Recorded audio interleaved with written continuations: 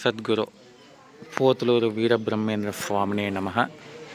మనం చూస్తున్నటువంటి ఈ బావి నాటి కాలంలో స్వామివారు రాత్రికి రాత్రే కేవలం దుప్పి కొమ్ముతో ఈ యొక్క ఊట బావిని తవ్వించారన్నట్టు. కేవలం ఒక రాత్రి మాత్రమే ఇంత పెద్ద బావిని తవ్వగానే సాక్షాత్తు ఆ యొక్క గంగాదేవి కైలాసం నుండి ఈ యొక్క భూకి వేంచేసినటువంటి దివ్యమైనటువంటి బావి ఈ యొక్క బావి.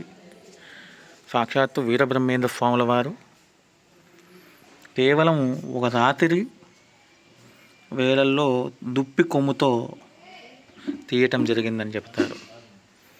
పోతులూరు వీరబ్రహ్మేంద్ర స్వామినే నమః. స్వామివారు నివసించినటువంటి గృహము ఇదంతా కూడా.